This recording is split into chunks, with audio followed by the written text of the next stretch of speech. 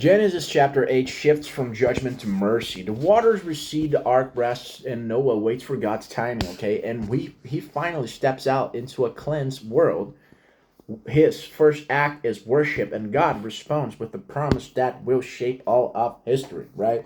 The first part of this chapter covers God remembers Noah, but God remembered Noah. God sends a wind over the earth, the fountains of the deep, and the rain stop. The waters begin to recede. The ark comes to rest on the mountains of Ararat. By the 10th month, mountain tops become visible. God remember isn't forgetfulness. It's a covenantal care. The same spirit which is when that hover in Genesis first now begins renewal, right? So the second part of this chapter covers the raven and the dove. Noah opens a window and sends out a raven, which flies back and forth, okay? Which flies back and forth, sorry. Then he sends a dove, which returns, no resting place yet. After 7 days, the dove returns with an olive leaf. After another 7, the dove doesn't come back. The dove's return with fresh life shows that peace and renewal are near. God is rebuilding, right? The third part of this chapter covers Noah waits for God's command. At age 601, Noah sees dry ground, but he doesn't leave the ark until God tells him to. When God commands, Noah, his family, and all the animals leave the ark. Even after the storm ends, Noah doesn't move without God's word.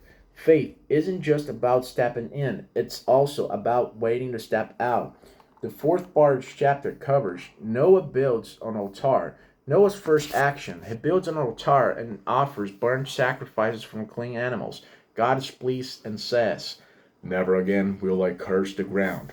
Even though every inclination of the human heart is evil from childhood, he promises, "As long as the earth endures, seed time and harvest, cold and heat, summer and winter, day and night will never cease." God responds to worship, not perfection. The world remains broken, but God chooses faithfulness over fury. What are the key lessons from this chapter? Let's check this one out. The first one is God always keeps his eye on the righteous. God remembered Noah, reminds us God never abandons those who trust him. Second lesson, renewal follows judgment. The same spirit that hovered over the waters and creation now begins restoration. Third lesson, waiting is a part to obedience, okay? Part of obedience. Noah doesn't rush out. He follows God's timing both into and out the ark, okay? Out of the ark. The fourth lesson is worship matters to God. Noah's altar and sacrifice move God. Gratitude and reverence are the right response to salvation.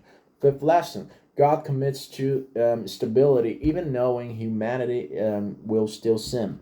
Grace wins. The earth won't be destroyed again like this.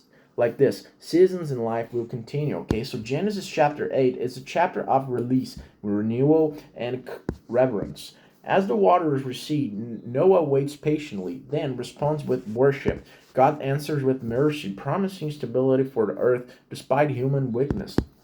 The flood was a reset, but the story of redemption is still unfolding. Okay, stick with me to see what is going to happen in chapter 9, where God establishes his covenant with Noah and gives a sign in the sky. Yeah, yeah. We'll see. Okay, don't forget to hit the like button and subscribe to the channel, and see you in the next one.